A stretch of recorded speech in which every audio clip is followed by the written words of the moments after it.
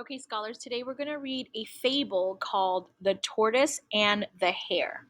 Okay, so I want you to know that a fable is a fiction story. It's not real, but it teaches a lesson. Okay, so we have a tortoise and a hare. The Tortoise and the Hare, based on a fable by Aesop. So a tortoise is another word for a turtle, and a hare is another word for a rabbit. The Tortoise and the Hare, based on a fable by Aesop. How do the tortoise and the hare move? Tomorrow will be the first day of school for the forest animals. Henry Hare was eager to start. He told his friend Tommy Tortoise that he would be the fastest one at school. "Look at me go," he bragged, doing high hops from tree to tree. "No one can catch me. I'll be the first one at school." Tommy Tortoise sighed. It was true. Henry's movement was fast, while Tommy crawled very, very slowly. Tommy inched toward the tree, while Henry hopped in circles around him. "I know," said Tommy. "Let's have a race to see who gets to school first. Then we will know who is the faster animal." Henry laughed. "Okay, Tommy, I will race you.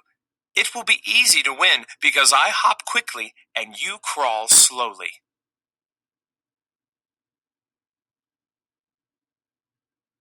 The next morning, Tommy and Henry met at the starting line for their race.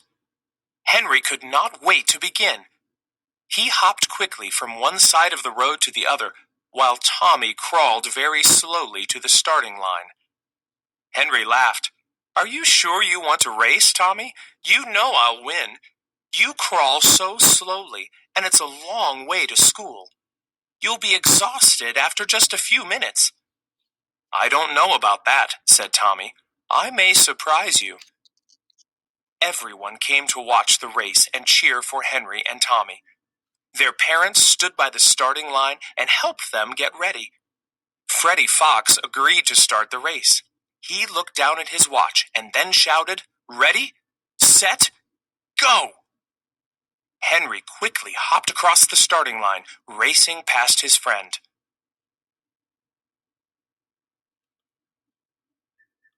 Soon, Henry was far ahead of Tommy.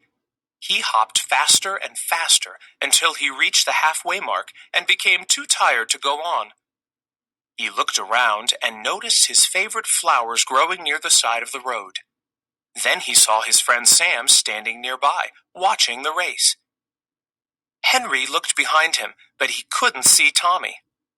"Tommy is so slow, he'll never catch up to me," he thought. "I can rest here for a while, and I'll still win." So Henry decided to rest his legs and talk to Sam before finishing the race. Meanwhile, Tommy crawled at his slow but steady pace.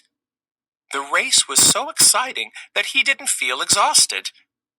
When he arrived at the halfway mark, he didn't notice Henry talking to Sam on the side of the road. Henry didn't notice Tommy either. Tommy kept crawling toward the finish line while Henry talked and talked.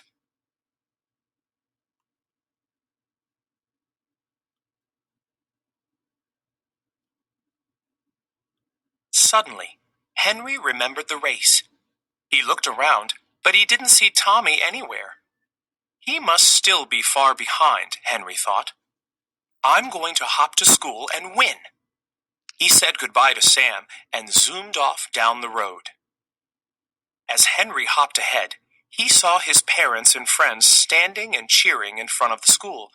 But they weren't cheering for him. They were cheering for Tommy. He was already across the finish line.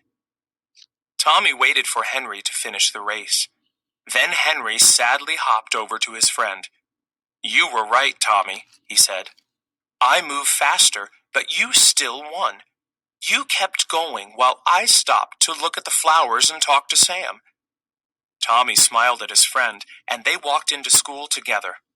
"What a fun adventure," said Tommy.